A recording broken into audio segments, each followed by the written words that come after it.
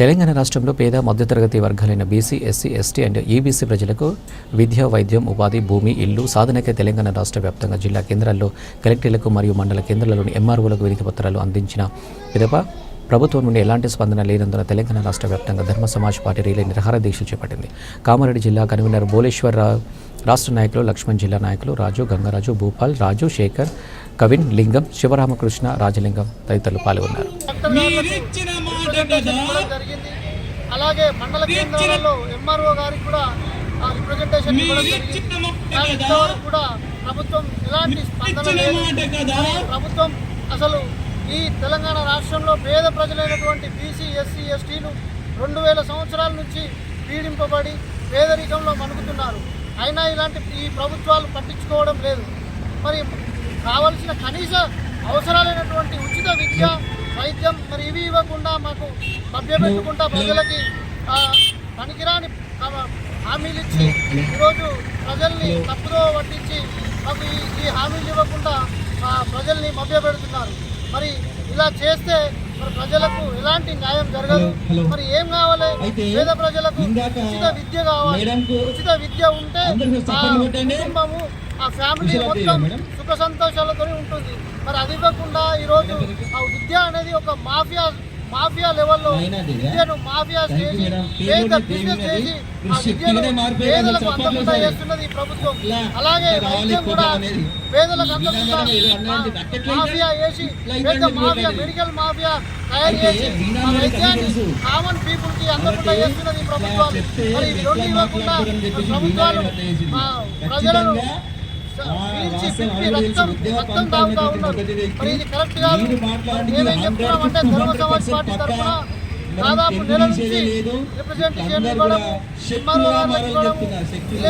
దీక్షలు చేయడము, మరి ఇదంతా జరుగుతున్నప్పటికీ ప్రభుత్వం స్పందించడం లేదు. రానున్న రోజుల్లో ఇలాగే జరిగితే ఆమరణ నిరాహార దీక్ష కూడా మేము మా పార్టీ వెనకాడాలని డిమాండ్ చేస్తూ ఉన్నాం. ఇప్పటికైనా స్పందించి పేదలందరికీ విద్య, వైద్యం, అలాగే అర్హులైన పేదలకు, నిరుద్యోగులకు ఉపాధిని కూడా అందించాలి. అలాగే భూమి, ఈరోజు భూమి అనేది మనిషికి ఆత్మగౌరవంతో కూడుకున్న అంశం. మరి ఆ భూమి ఇవ్వకుండా కనీసం ఎలాంటి ఒక గుంటెడు భూమి ఇవ్వకుండా ఈరోజు ప్రజల్ని పేదలుగానే ఉంచుతున్నది, ధనవంతులను ధనవంతులుగానే ఉంచుతున్నది. మరి ఈరోజు ఆదానీలను, అంబానీలను తయారు చేస్తున్న భారతదేశంలో మరి పేదలాగానే ఉంటుతా ఉన్నారు. కాబట్టి దీన్ని తీవ్రంగా మేము ఖండిస్తూ ఉన్నాం. వైద్యం, అలాగే అర్హులైన వాళ్ళకి ఉపాధి, భూమి, ఇల్లు ఇవన్నీ ఇచ్చినప్పుడే ప్రజలు బాగుపడతారని ధర్మ సమాజ్ పార్టీ ఆధ్వర్యంలో ధర్మ సమాజ్ పార్టీ రాష్ట్ర వ్యవస్థాపక అధ్యక్షులు డాక్టర్ విశారదన్ మహారాజు గారి ఆదేశాల మేరకు ఈరోజు కామారెడ్డి జిల్లా కేంద్రంలో రాష్ట్ర ప్రభుత్వంపై మనిషికి కావలసినటువంటి కనీస అవసరాలు విద్య, వైద్యం, ఉపాధి, భూమి, ఇల్లు అనేటువంటి అంశాల సాధనకై నిరసనగా కామారెడ్డి జిల్లా కేంద్రంలో ఈరోజు రిలే నిరాహార దీక్ష కూర్చోవడం జరిగింది. గత నెలలో నవంబర్ 18, 19వ తారీఖులలో జిల్లా కలెక్టర్ గారికి రిప్రజెంటేషన్ కూడా ఇవ్వడం జరిగింది. అలాగే ఒక వారం రోజుల తర్వాత ఎంఆర్ఓ గారులకు కూడా రిప్రజెంటేషన్ ఇవ్వడం జరిగింది. ఈ 5 అంశాల పైన ఎలాంటి స్పందన లేని కారణంగా ఈరోజు కామారెడ్డి జిల్లా కేంద్రంలో ప్రభుత్వంపై నిరసనగా విద్య, వైద్యం, ఉపాధి, భూమి, ఇల్లు అనేటువంటి ఈ 5 అంశాల సాధనకై ఈరోజు కామారెడ్డి జిల్లా కేంద్రంలో రిలే నిరాహార దీక్ష కూర్చోవడం జరిగింది. మరి ప్రభుత్వము రాష్ట్రంలో ఉన్నటువంటి పేద ప్రజలైనటువంటి బీసీ, ఎస్సీ, ఎస్టీ ప్రజలందరికీ కనీసమైనటువంటి ఈ 5 అంశాలు మానవునికి అందిస్తే ఖచ్చితంగా మానవుడు ఆత్మగౌరవంతో పొందుతారని చెప్పేసి ధర్మ సమాజ్ పార్టీ తెలియజేస్తున్నది. మరి ప్రభుత్వాలన్నీ భారత రాజ్యాంగం ప్రకారం పరిపాలనలో కూర్చుంటాయి, కానీ ప్రభుత్వం భారత రాజ్యాంగం ప్రకారం ఎన్నికవుతుంది. ప్రభుత్వం భారత రాజ్యాంగ సూత్రాలకు విరుద్ధంగా పనిచేస్తుంది ఈరోజు. ఎందుకంటే ఈ రోజు ఉన్నటువంటి ప్రభుత్వంలో ఉన్నటువంటి నాయకులందరూ అగ్రవర్ణాల ప్రజలే. కాబట్టి ఈ యొక్క ప్రజలందరూ ఆ ప్రజలందరూ పెరిగినటువంటి జీవన విధానాన్ని కొనసాగిస్తున్నారు, కానీ భారత రాజ్యాంగాన్ని మాత్రం అవలంబించలేకపోతున్నారు. భారత రాజ్యాంగాన్ని పూర్తి స్థాయిలో దాన్ని కాబట్టి వారు బ్రతికినటువంటి జీవన విధానం పైన ఆధారపడి పరిపాలన చేస్తున్నారు.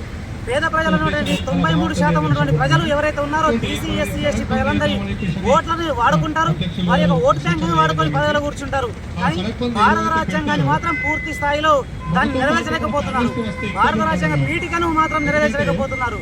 కాబట్టి ధర్మ సమాజ్ పార్టీ ఏమని డిమాండ్ చేస్తున్నది అంటే ఈ యొక్క 5 డిమాండ్లు ఏవైతే ఉన్నాయో మీరిచ్చే 6 గ్యారెంటీలు కాదు మాకు కావాల్సింది.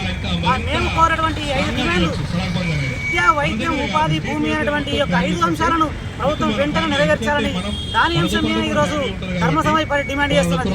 లేని పక్షంలో మేమే ఈ రాష్ట్రంలో ప్రభుత్వాన్ని ఏర్పాటు చేసి రానున్న కాలంలో ఈ పేద ప్రజలందరితో పాటు అగ్రవర్ణ ప్రజలందరికీ కూడా ఈ భూమి, విద్య, వైద్యం, ఉపాధి అనేటువంటి ఈ 5 అంశాలను ఖచ్చితంగా నెరవేర్చి పేద ప్రజల యొక్క అవసరాలను తీరుస్తామని మేము డిమాండ్ చేస్తున్నాం. అటువంటి అసెంబ్లీ కార్యక్రమాలు జరుగుతున్నాయి ప్రజెంట్. కానీ కామారెడ్డి కామారెడ్డిలో ఉన్నటువంటి ఎమ్మెల్యే గారు కానీ, ఎల్లారెడ్డి కాన్స్టిట్యూషన్లో ఉన్నటువంటి ఎమ్మెల్యే గారు కానీ ఓట్లేమో మా పేద ప్రజల ఓట్లతో గెలిచి ఈరోజు అసెంబ్లీలో మాత్రం మా గురించి ఏ ఒక్క అంశం గురించి మాట్లాడడం లేదు. మేము ధర్మ సమాజ్ పార్టీగా మేమేమని డిమాండ్ చేస్తున్నాం అంటే ఇక్కడ ఉన్నటువంటి ఎమ్మెల్యే గారిని కానీ, ఎల్లారెడ్డి కాన్స్టిట్యూషన్లో ఉన్నటువంటి మదన్ మోహన్ గారి ఆ ఎమ్మెల్యే గారిని కానీ కోరేది ఏంటంటే మీరు ఈరోజు ఈ పేద ప్రజల తరఫున అసెంబ్లీలో ఈ యొక్క 5 డిమాండ్ల గురించి మాట్లాడండి. విద్య కోసం 25% నిధులు కేటాయించమని అడగండి, వైద్యం కోసం 25% నిధులు కేటాయించమని అడగండి, ఉపాధి కోసం 25% నిధులు కేటాయించమని అడగండి. ఈరోజు గ్రామాలలో ఒక ప్రభుత్వ ఆసుపత్రి లేదు. ప్రభుత్వ ఆసుపత్రి ప్రతి గ్రామంలో కనీసం 5 పడకల ప్రభుత్వ ఆసుపత్రిని నిర్మించాలి. అలాగే ప్రతి మండల కేంద్రంలో ఒక ప్రభుత్వ ఆసుపత్రిని నిర్మించాలి. జిల్లా కేంద్రంలో అత్యాధునిక వసతులతోని అసలు జిల్లా దాటి వెళ్ళకూడదు. ఒక జిల్లా యొక్క మనుషులంతా జిల్లా దాటి ఈరోజు హైదరాబాద్ అని చెప్పేసి, నిజామాబాద్ అని చెప్పేసి ఒక వైద్యం కోసం వెళ్తున్నారు, మార్గ మధ్యలో చనిపోతున్నారు. అదే జిల్లా కేంద్రంలో వేరే దేశాలలో అమెరికా చూసుకుంటే, వేరే దేశాలు చూసుకుంటే ఒక ప్రభుత్వ ఆసుపత్రి ఎలా ఉంటుంది, అత్యాధునిక సదుపాయాలతో జిల్లా కేంద్రంలో ఒక పెద్ద ఆసుపత్రి కట్టించాలి. అలాగే కేజీ నుంచి పీజీ వరకు ఒక ఇంగ్లీష్ మీడియం స్కూల్ని కట్ చేసి మొత్తం ఇక విద్యకు మీరు ప్రాధాన్యత ఇవ్వాలి. అదే ఉపాధి ఈరోజు ప్రతి కుటుంబానికి ఒక ఉపాధి కల్పించాలి. ప్రతి కుటుంబానికి భూమి ఇవ్వాలి. భూమి అనేది మానవుని జీవితంలో భూమి ఆత్మగౌరవాన్ని నింపేటువంటి ముఖ్యమైనటువంటి అంశం. మరి భూమి ప్రతి ఒక్క కుటుంబానికి సాగునీటి అవసరం ఉన్నటువంటి ఒక ఎకరం భూమిని అందించాలి. అలాగే ఇల్లు ప్రతి ఒక్క పేద కుటుంబానికి ఒక ఇల్లు అందించాలి. 4 పడకలు ఉన్నటువంటి 4 గదులు ఉన్నటువంటి ఇల్లు పేద కుటుంబానికి అందించాలి. లేదనుకుంటే ప్రతి కుటుంబానికి ఇల్లు ఇవ్వని